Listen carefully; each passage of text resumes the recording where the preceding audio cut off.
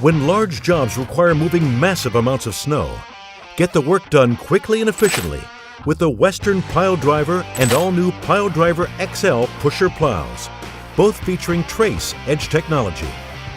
These pushers scrape down to the pavement with an advanced cutting-edge system that has independent 2-foot sections that move vertically, oscillate, and trip. Get more jobs done faster with the Western Pile Driver lineup of pusher plows. Mike Bott from Frost Solutions, one of the owners of the company. What we do is provide a mini weather station to give you a tailored forecast to those particular locations so you know where and when and what to do in those parts of town. You know there's 2 or 3 or 4 or 5 different ways that people can experience tremendous value having a technology like this.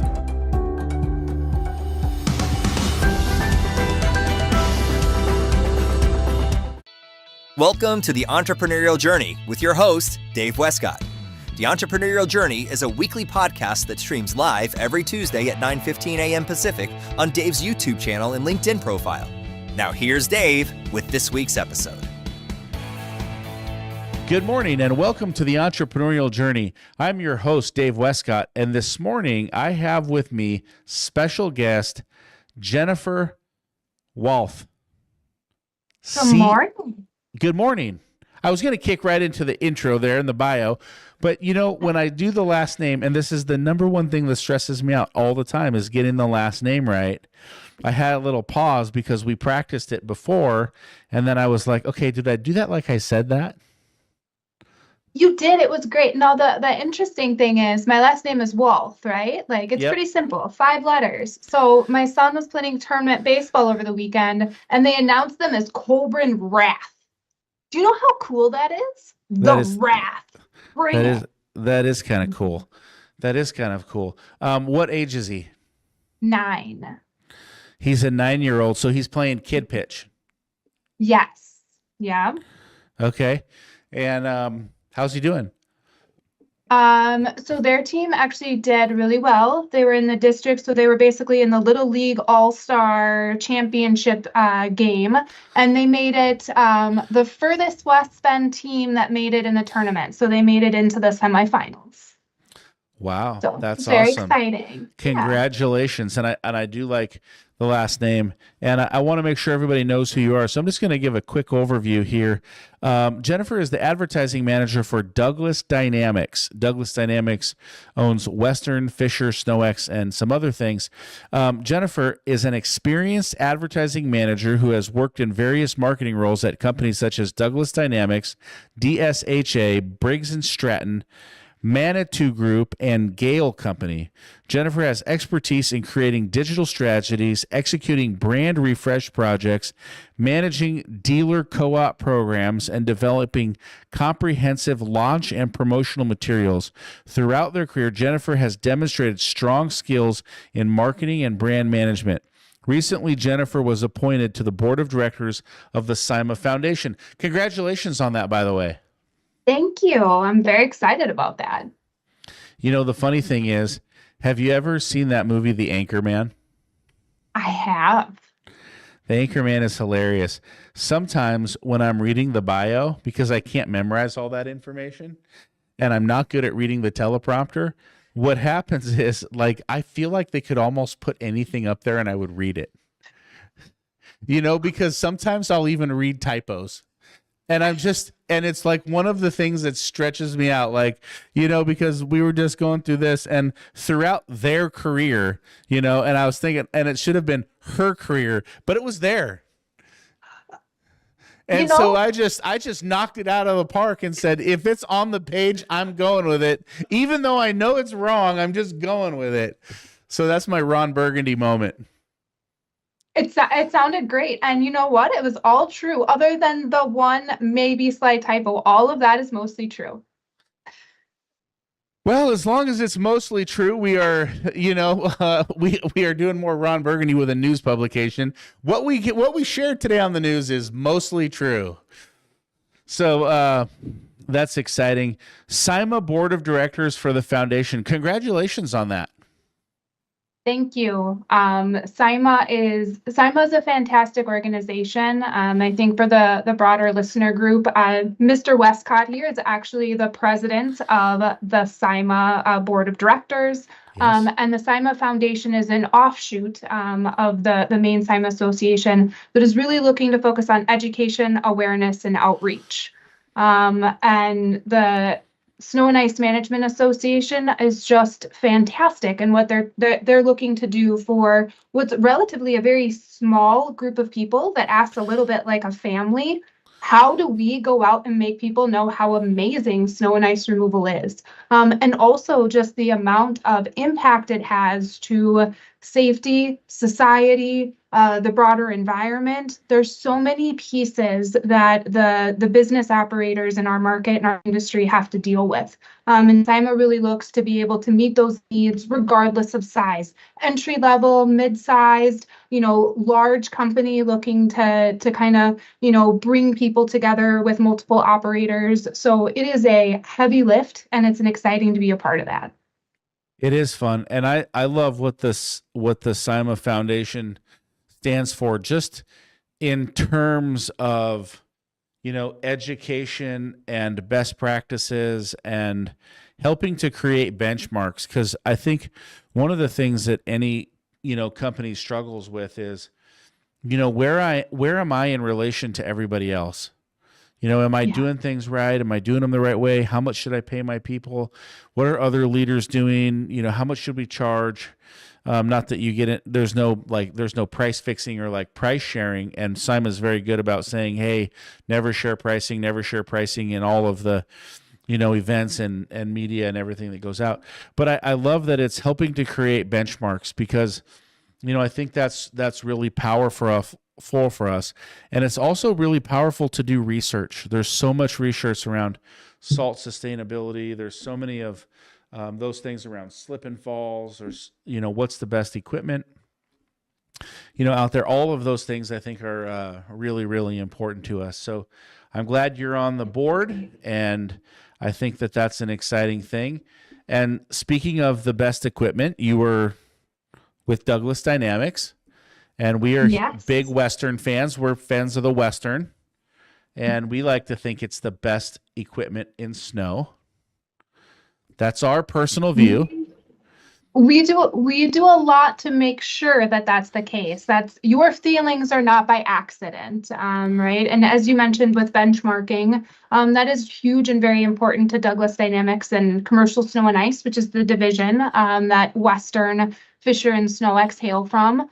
And really the entire point of that is we don't learn anything sitting in our offices. We love the ability to connect directly with equipment owners, connect directly with our dealer and channel partners, because ultimately it's our job to solve the problems that are in the market, to make products more efficient, to make them more productive so you can handle labor shortages and issues. How do we make people safer when they're out and operational? All of that is really, really important. So a lot of time and effort is put into every piece of development to make sure it's easier to install, easier to attach. It gets more done with every push. Our plows we want to make more efficient for better scraping and performance. So you have to drop less salt, so we have more, or better and less salt usage, so we impact the environment less. All of that goes together as we try to be good stewards and all work together within that industry ecosystem. I love that. I heard this great story. So we are using the pile driver on our skid steers, loaders, that sort of thing. So that's our internal go-to here. But we're in the West Coast. And so we're going to use this equipment for us in Colorado, Utah, Washington, Oregon, and Idaho. That's kind of where we hail from the most in our self-performing area.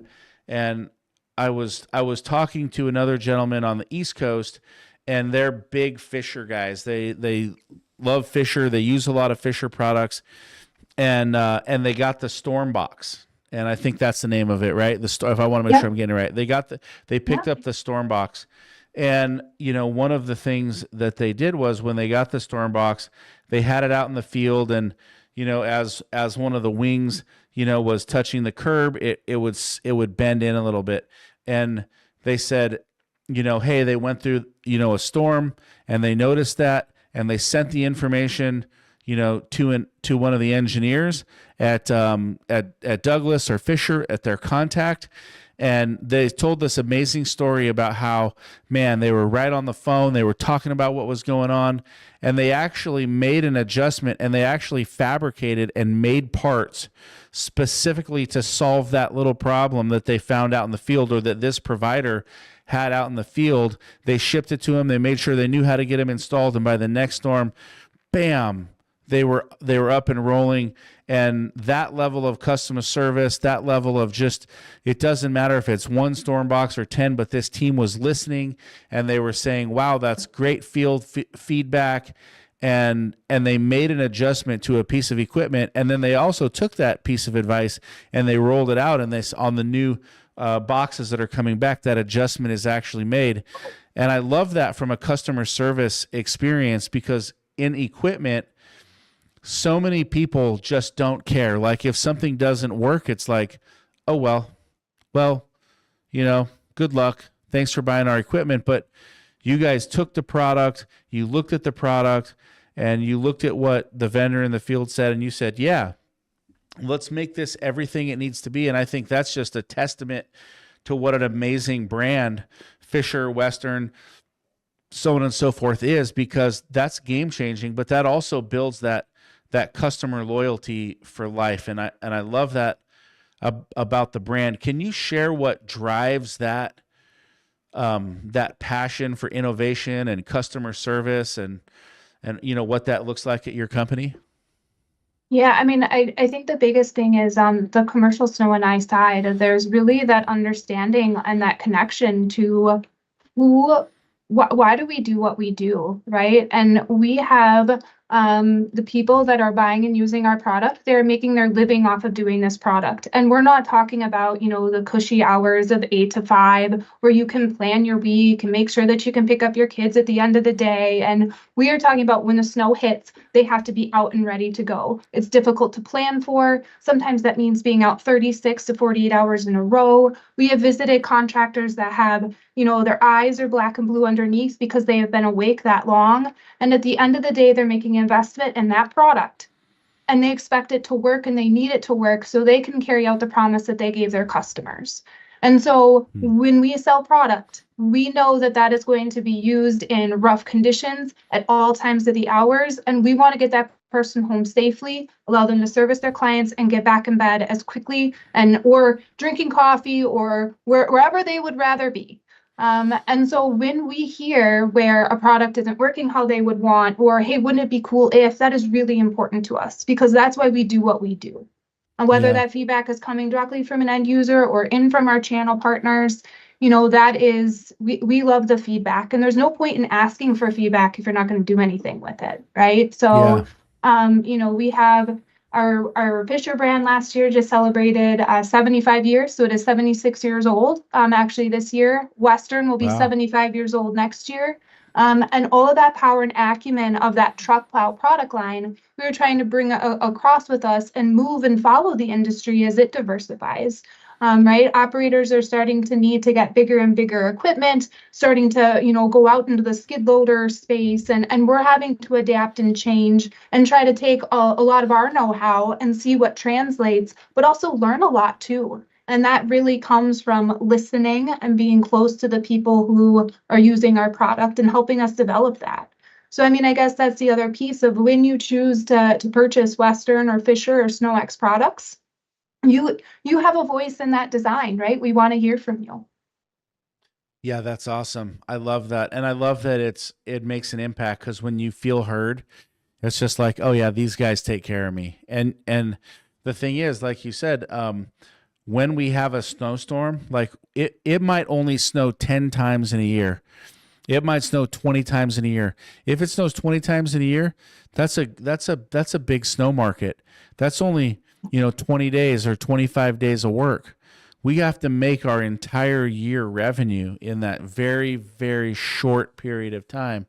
So if a piece of equipment goes down, or if a piece of equipment doesn't work, it can cost us huge as far as, what we are working with. So we want to work with a brand that takes care of us. Somebody that says, hey, we can, ship parts overnight to you if something happens.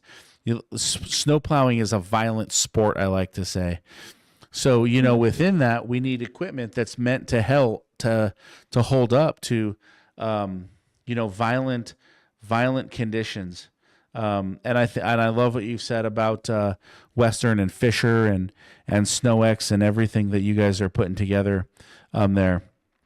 As marketing continues to pivot and evolve with the rise of social media and other digital platforms, what are you doing to stay ahead of all that as the advertising manager with Douglas Dynamics?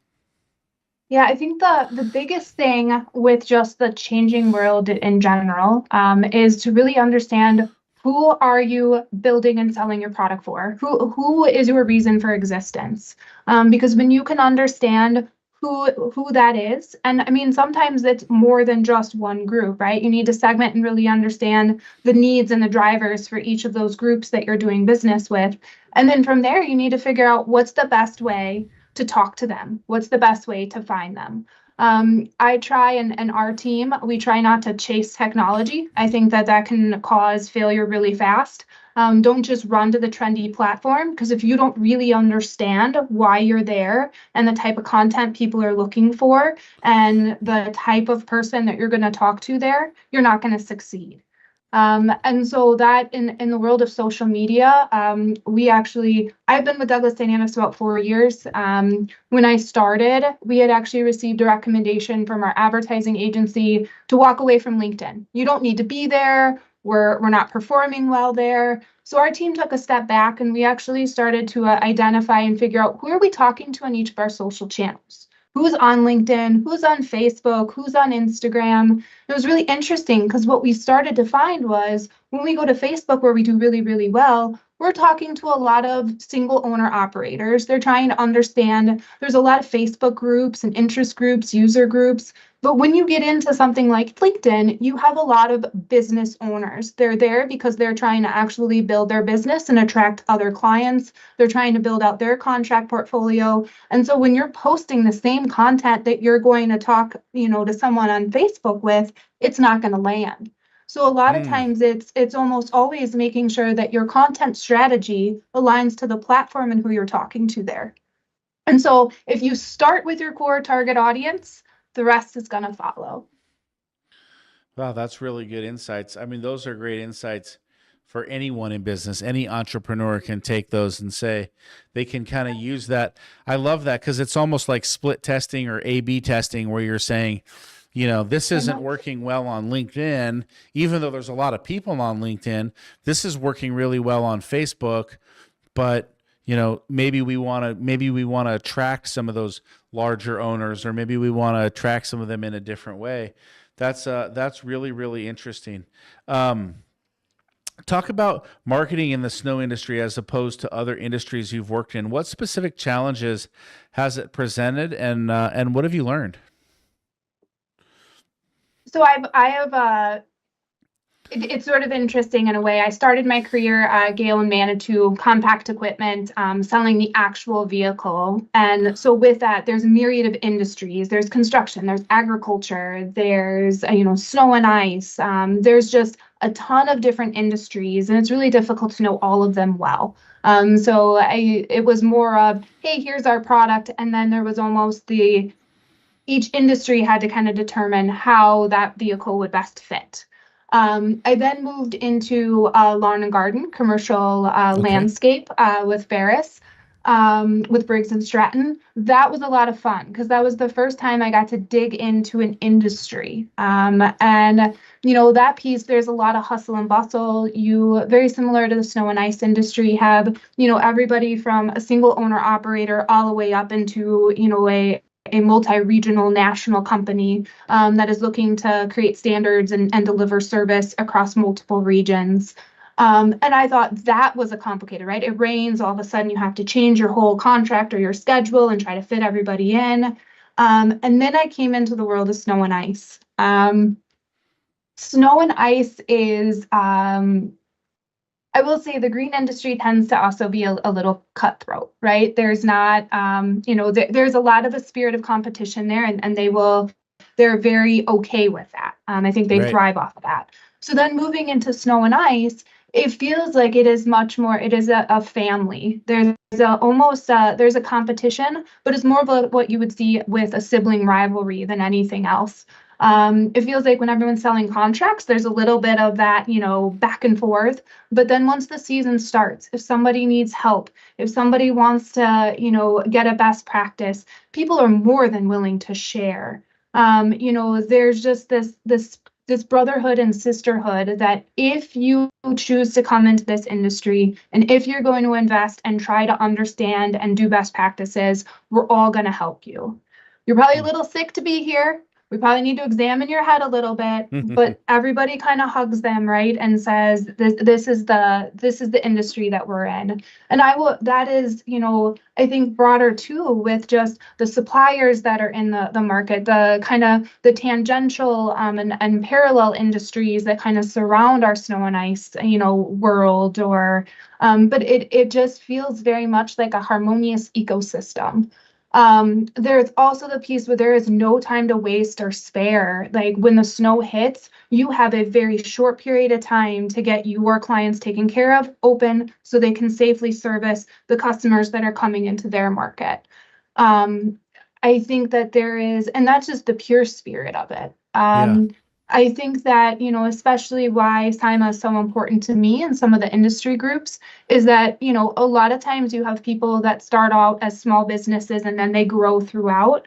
And a lot of times the insurance piece, the legislative piece, the contract piece, there are some companies, and I won't say that they purposely take advantage of, but they don't always know what they're getting into. And sometimes that can cause some issues later. And I think that, the industry associations really help with that. Provide kind of the, hey, watch out for this, or hey, make sure that you're protecting you and your operators, because there is so much work and effort done in the moment to try to keep something. I mean, before I came to snow and ice, I didn't really think about how I live in Milwaukee.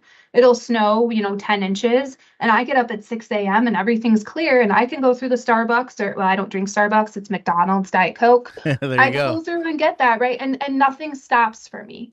My husband's from rural South Dakota. They just close roads. There's just like this big thing that goes over the freeway, and they say, not today. Right? In an urban area, you don't get to do that. And the reason that you don't get to do that is because we have our, snow and ice army. There's, the municipal workers that are out taking care of all that and keeping everybody safe, because there is no time to waste. And you don't just get to tell people that they get to stay home. Right. So. The world doesn't stop. It doesn't Does stop not. moving. The roads are clear. Everything's out there. I love that analogy. That's almost like a whole show in itself about how the world just doesn't stop, and the snow plows and the providers and everybody keep those roads open. But we really love the pile driver. We love this piece of equipment. We think it's the best here at our business, TransBlue. What was, I mean, if what was the inspiration behind the pile driver? How is it looking to compete in the marketplace? So really the part of it is also understanding, as you bring new products into a line, what do your brands mean, right? What are their, I guess, what's their promise to the market? And Western has always been more jobs done faster. And so when we started look at what does it take to allow a snow and ice contractor to have one brand, because there is fleet interchangeability that comes along with that. One brand that they can then have one dealer relationship. They can, talk to one company for parts. They can look at, there's a common structure in all your after sales support documentation and installation instructions and operators manuals. There's just there's a feeling of comfort with that. And so as we started going out and realizing there's this shift, right? And I think a lot of it is for a lot of reasons. I think vehicle availability was one of them. Access to trained workers that had driver's licenses is a reason for it. A lot of construction equipment is sitting unused in the winter. And so there's this shift, right, to this bigger equipment that wasn't just work truck. Pairing that with an investment we made in some different manufacturing facilities, we had the opportunity to now build our own pusher box. And so we had to look around and say, okay, what type of pusher box are we going to go after? And so really we made the determination, our pile driver and our pile driver XL, we only offer a contouring edge pusher box. We do not offer a continuous edge like that. It's always going to be that contouring or those 2-foot independent sections. And a lot of that is just due to how efficient that is, the performance you're going to get on that scrape, to be able to have, whether it's 8 feet or 16 feet, to have those 2-foot sections contour to the ground and scrape all of that snow down to the pavement. We're hearing that there's usually for our contractors who have that now for about 2 seasons, they're seeing about a third less salt they have to drop just because the snow that is cleared by that pusher box is that clean and down to the pavement. If you have a single edge, right, you just kind of get that idea of almost the squeegee. If everything's going to be a dip, nothing's ever going to be perfectly flat, and that traced edge allows you to get in there and move more of that snow. I believe that. Yeah, I mean, it is, there's also the piece of, as we hear more and more, making sure that we have all the right vehicle applications and the compatibility with that. That's really important. The other piece is just the common functionality in parts and components. The trace edge allows you to change only the sections that show wear, so you don't have to go out and buy a 10-foot cutting edge when you want, at the end of the season or when something shows wear. You can just stock maybe, 5 or 6 of those 2-foot sections. Takes up less room in your shop if you're going to do your own work, but it just makes it that much more cost effective on the ownership side. We've also built that into the skis are reversible. So when it starts to show wear, you can actually just unbolt it, flip it around, and you now have, twice the wear on there. So what we are looking to do is how do we make those little pieces that allow that piece of equipment that, there's an expense to acquire it, but how do we keep that cost of ownership low and allow it to extend the life of it? The other exciting thing with the extension now into the hydraulic wing units is that when you've been making, snow plows for 75 years, one of the investments we have made is we're a little type A at Douglas Dynamics. We like to control as much as we can control. So we actually build all our own hydraulics for our truck plows.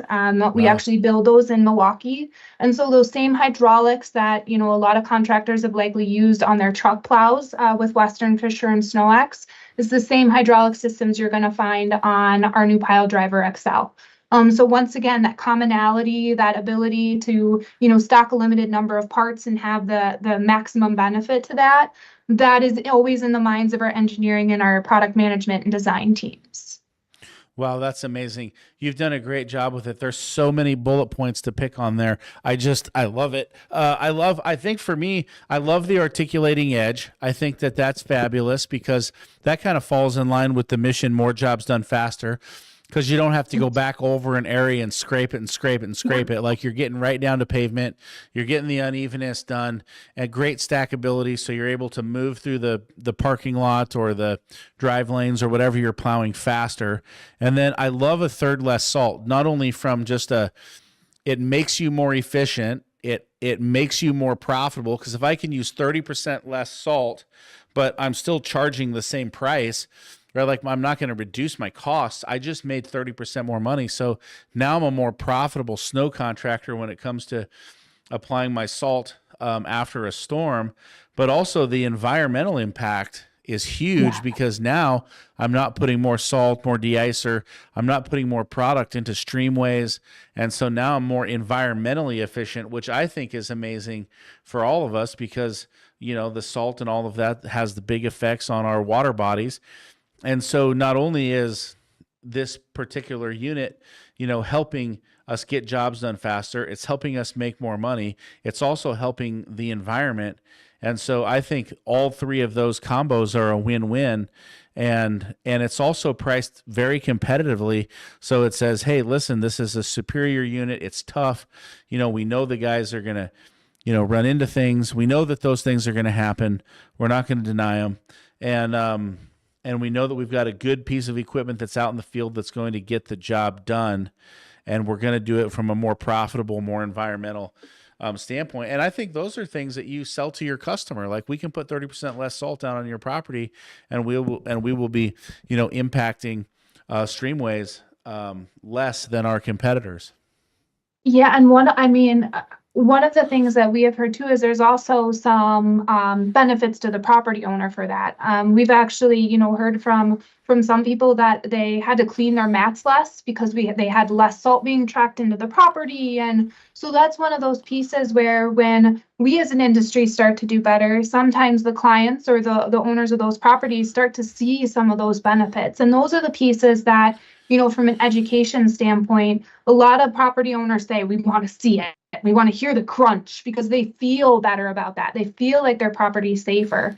And so as we start to realize there's a better way that we can make your property safer and use less of that salt, and here's the benefits you're going to see, that's why I think the power and that, kind of that familial feel of snow and ice is going to be so helpful, because we can share all of those stories and really help educate the ultimate customer with those property management companies.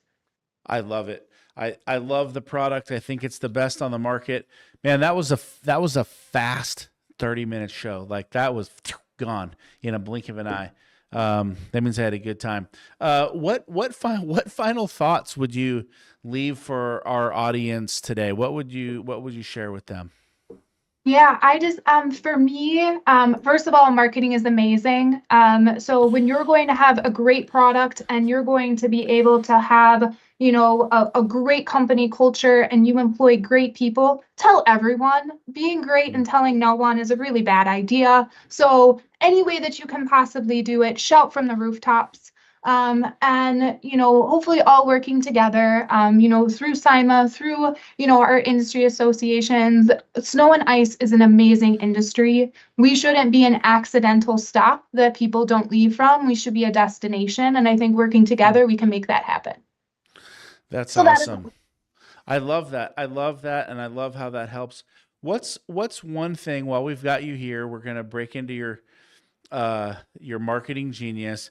What's one thing any snow company could do to help to elevate their marketing, help to tell everybody, for somebody who is struggling with marketing or struggling sharing their story, or someone says, I don't use social media, I'm too old for that, I'm not doing that. What's one tip that you would give any entrepreneur to help them grow their business? I think it's really make sure that you hire the right people and utilize the power of their connections. So when you might not be great at social media, but you might have a younger person in your organization that is, but use the power of your employees for advocates in hiring, in marketing, and also in referrals. I think that simple little things, this sounds funny, but postcards work. Just think, everybody at my email inbox is ridiculous right now. I probably have 100,000 emails I haven't gotten around to open. But when I walk to the end of my mailbox, I have 2 things in it. And I might throw them both away, but at least I read them on the way back. There's no one right answer anymore. The biggest thing is how do you get the word out about your organization? And I think the biggest thing is what sets you apart. What is the thing that makes you different than anybody else? And a lot of times it's the passion and it's that promise that makes you different than anybody else. Man, that was awesome. I'm taking notes. I love it. I love that. I'm learning here today. I'm having a great time. Absolutely fabulous. This has been a great show. So if for any of our listeners out there, our audience, what's the best way for them to connect with you? Are you on LinkedIn, Facebook? Where can they connect?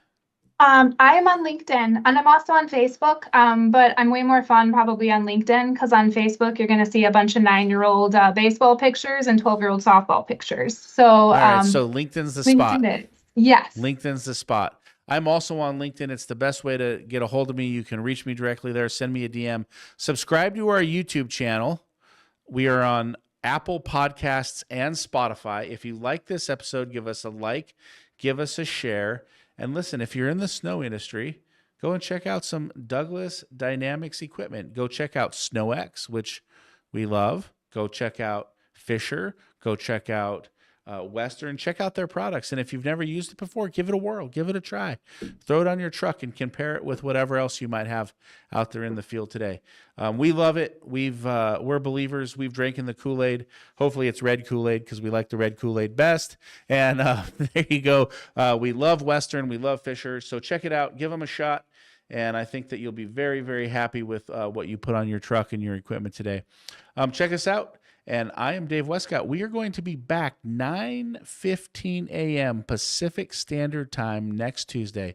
Every Tuesday, we're live and in person. Thank you, Jennifer. It's been an amazing show. It's been awesome to have you here. I really appreciate all you do, and thank you for your hard work on the board of directors for the SIMA Foundation. Thank you for having me, Dave. I really appreciate it. Awesome. We'll see you next week. Mike Bott from Frost Solutions, one of the owners of the company.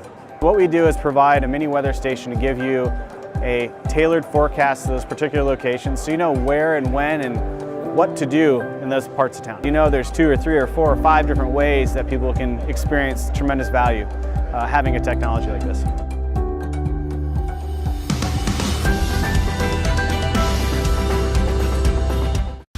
Introducing the all-new Western Enforcer V-Plow. Engineered with all the features, efficiency, and performance of full-size Western V-Plows, built specifically for your half-ton truck. For more information, visit westernplows.com.